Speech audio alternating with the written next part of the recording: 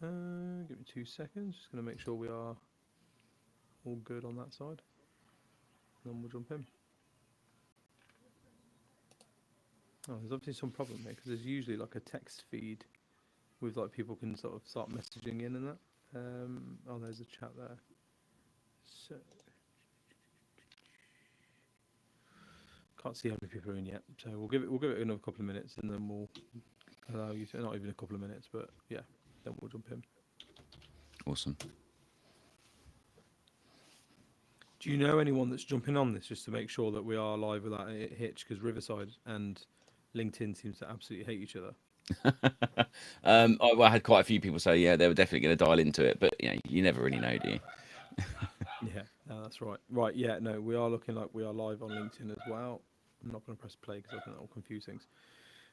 Cool, right, let's jump into it. Right, Ben from Quinset, thank you for joining me on this LinkedIn Live. There's some shit going down with Microsoft and emails.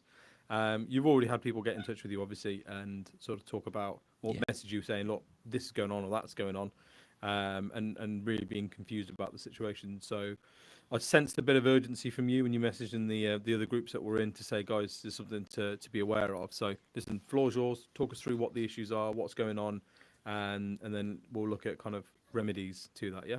Sure. I'll give you a bit of how life was, I suppose, before this week first. So anyone who's on Microsoft 365 never really had to worry too much about the limits you hit on outbound emails because the limits are very generous. Generally kind of like 10,000 emails a day per person. And overall, that limit goes up. Right, the more licenses you have in your business, there's been a growing number of like cold outreach tools, prospecting tools over the last 5 years. Definitely the last 2, it's really spiked. That rather than having their own email sending platform, like things like Bullhorn have got their own email sending platform. Other things plug into things like SendGrid. Loxo uses Mailgun. But these prospecting tools and some CRM systems say, do you know what? Just sign in with your 365 account or your Google Workspace account, and we'll send the emails out through there. So good for the software company because they haven't had to build this email infrastructure and to send all the emails out. And leveraging the rather generous offering that Microsoft have now. We don't know why they've made this change necessarily. There hasn't been a particular we're solving this problem by doing this, but it's pretty clear that they're not particularly happy as being used as a bulk email sender. And they're very clear in all their literature. Do not use Microsoft as a bulk email relay. That's not what we're designed for. There's other platforms, other things you can do. But they've made this change. Essentially, very, very basic. They've given everyone's who's got Microsoft 365, you have what's called a tenant, right? It's like the bubble that you created with your domain in. So right out of the box, I've put one license in. We'll give you 9,500 limit for being a customer, and then 500 for that one license. Right. And for every license you had after that, you get an additional slightly smaller amount. So it shrinks by a percentage each time you had a new license. So it doesn't scale up with you. But so the impact of this is someone who's used to sending 50,000 emails a day, like one of my clients is, got 365 licenses. All of a sudden, they can't send 50,000 messages a day. They're only allowed to send 22,000, 21,000 around that up from the whole business. And this isn't really about individual emails. To be specific, this is how many unique external recipients you can send to in a rolling 24-hour period, right? So, Okay. so I've had a few conversations in the last 72 hours, and I'll give you some examples of how this is and isn't affecting people. Okay. One recruiter, they've got 3 members of staff, so they've got a limit of about 11,500 around that external recipients a day in a rolling 24-hour period. They send more like 15,000, and that was all going out through 365. And everyone thinks, what? How can you send 15,000 emails out of 3 people? That's why they plugged Sourcewell into it, and each of them are running 2 or 3 campaigns a day of 1,500 to 2,000 emails, and that's all going out through 365. And what's happened is they're going to hit this limit, right? Can't send them Very anymore. quickly. Yeah. So we've got to make a change, right? We've got to change the systems, change behaviors, change working practices, and there's lots of different ways you can do that. The other example is recruitment. One I mentioned before, 70 people in the business, they're well over double. Right, they're well over double of what their setting limit is, and basically they hit this limit, and all emails start bouncing back. Right, panic. Right, we've got major problems. So this is a huge, huge shift in the offering from Microsoft. It was very much under the radar. It wasn't on their roadmap. It hadn't been discussed. Normally, these things go, they talk about them for months beforehand. They sell the benefit of them. This was Allow more you of to a prep and allow you to start putting, sort of contingencies in place, or yeah. Whereas this time they've just gone, no, done, not happening anymore. Exactly. So imagine 70 people with a limit of 21,000 a day, and you want all 70 recruiters to send out 100, say 1,000 emails a day. I made the maths easier for me. 1,000 emails a day, guys, out of Sourcewell, and now so that's 70,000, but they've only got a limit of 20 odd thousand. Yeah. They can't behave the same way anymore. Right, half it. Just send 500. No, you're still over. 250. Right now you're underneath, and then you've got your daily emails just back and forth, the normal stuff you've got as well. Just your standard stuff, right? Yeah. All of a sudden you can't email your accountant. I mean, that's not a bad thing, but there's sorry to all the accountants out there. You're absolutely right. Yeah. So, why do you think this is the route they've decided to go down? I think growth in the number of tools coming to market that are helping people with cold email outreach. Right? There's a wave of them. And most of them are coming to market quite quickly because they don't need to build their own email infrastructure. You just plug it into 365 and Google. So I think there's a level of protection here. So two things have happened in the same in a similar kind of time frame, or two things are happening. Microsoft restricting people using its platform to send outbound mass mail. Okay. And at the same time, they've announced that they're making changes exactly the same as Google and Yahoo and AOL did 18 months ago.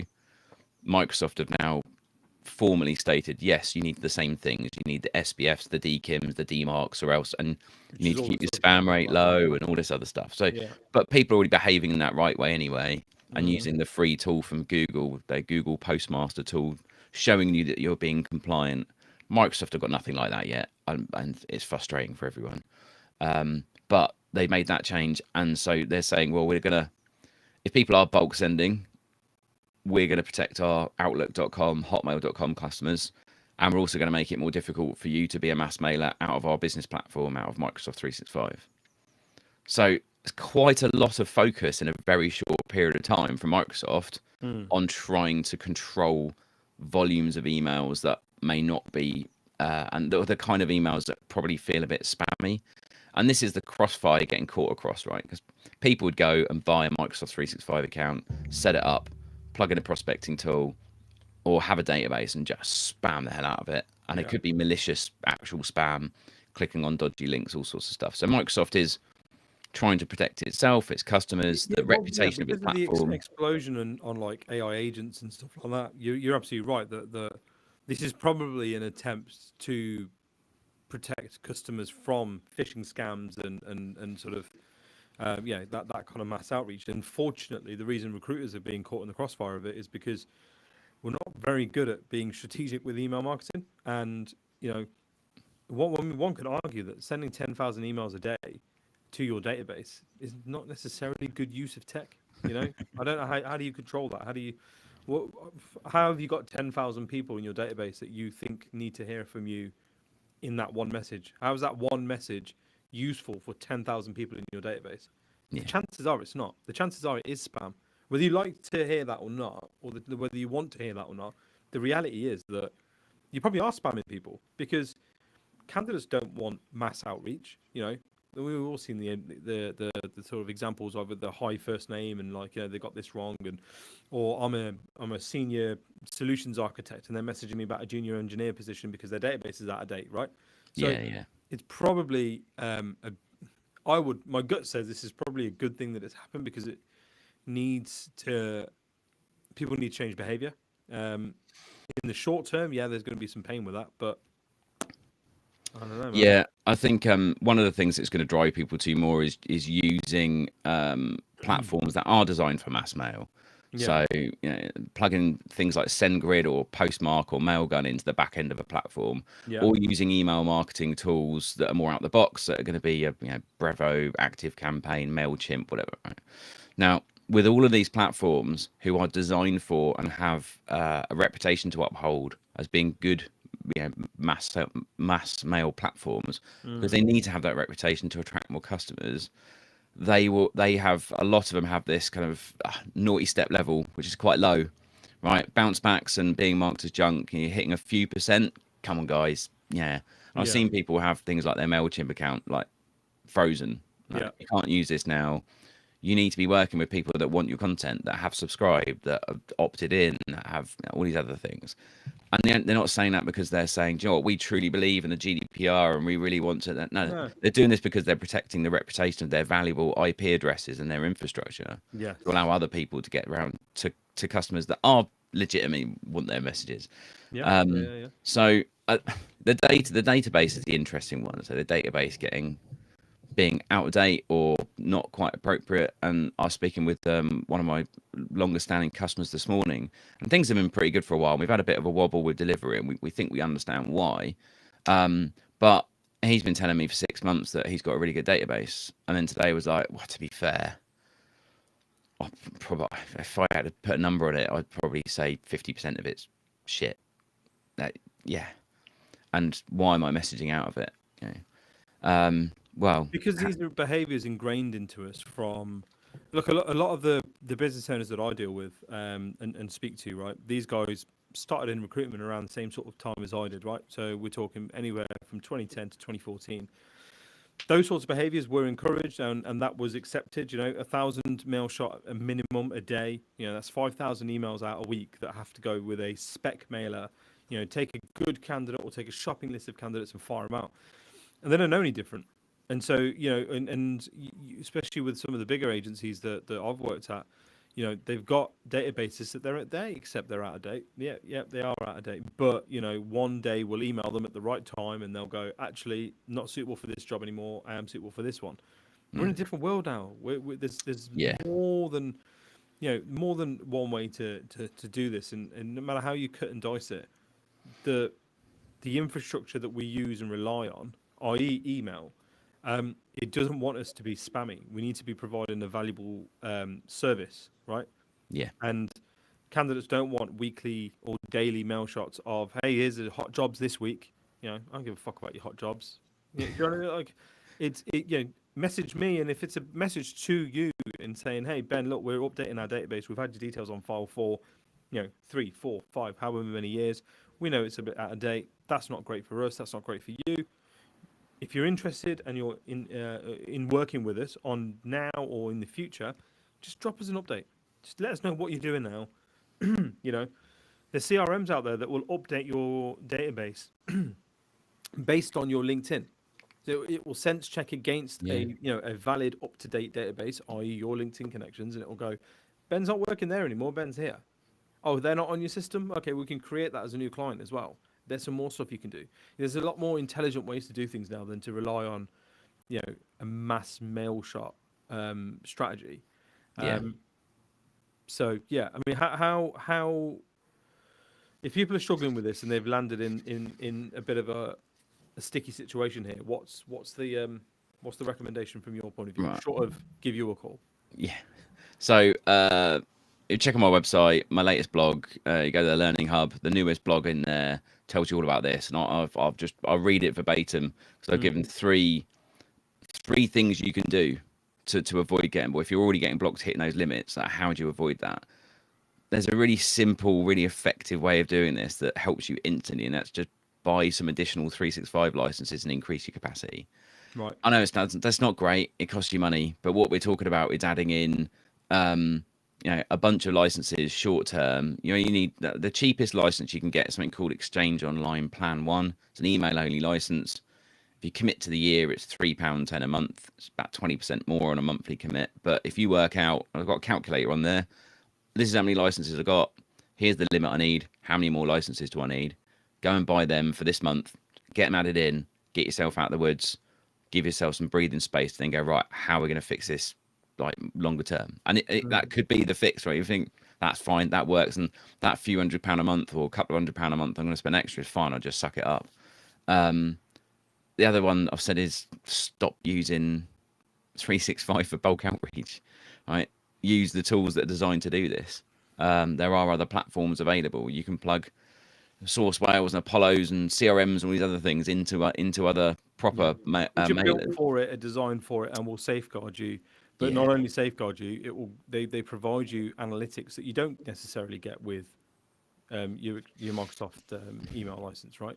yeah. I expect people like Sourcewell will be kind of hitting us in the coming days, weeks Yeah, with yeah. here's another solution, here's another way of doing it, or at least for new customers being like, oh, if you're on 365, you need to be aware. Well, I'm sure some of them are bringing stuff out already. It's I think getting in there quick, hit the stuff happening. I think we'll see some better work in the next few weeks. The other one you can do, there's a bit more graft in this. This is plugging in a bulk sender onto the back of your Microsoft 365. So SendGrid, Postmark, Mailgun. You can configure, and people do this already without realizing it. So people who might have an email filtering solution like Mimecast, you've got a connector that goes from Exchange to Mimecast, and mail goes out that way. Haven't fully tested this yet, but in theory, with all the stuff that we've looked at, it should be bypassing the outbound. There's some challenges with it, but Good. it's So we've got some clients that we've started work. We've done a little bit today. I've got another team with another company working with an old client of mine. Everyone knows everyone kind of thing. So they're playing around with some stuff Monday, Tuesday to see if that could work for them. But I mean, generally everyone is. We need to stop sending out Microsoft. No, That's it. That's it. But say that your nice, filthy, dirty, probably expensive, hacky workaround. Go and buy a load of licenses, get yourself out of the woods, it's a starting point. Yeah, take a beat. You can carry on as you were, and then away we go. that's good. That's Yeah. good, mate. I appreciate that. I'm just again, the LinkedIn chat for some reason isn't working. I'm just double checking and refreshing to see if there are any comments or any questions that have come in there. There are no questions on YouTube, so that's fine. How do people get in touch with you if they want to kind of follow up and sort of pick your brains on this? Yeah, so you'll find me on LinkedIn /Ben Fielding. You can DM me from there or go to quinset.co.uk. So there's content there you can read, hit the contact page there, send me an email through and I'll pick it up from there. But most people DM me on LinkedIn. That's Recruiter's happy place, and that's where I spend a lot of my time speaking to new clients. So Fabulous, mate. Thank you very much. I want to appreciate you taking the time on a very sunny Friday afternoon. it's amazing, isn't it? Get this done, mate. Let's get down a pub. Guys, thank you for joining. Ben, the contact details for Ben and the link for the blog that you talked about will be in the description on YouTube within the next hour or so. So make sure you check it out and have a lovely weekend all. Thank you. Nice one. Cheers.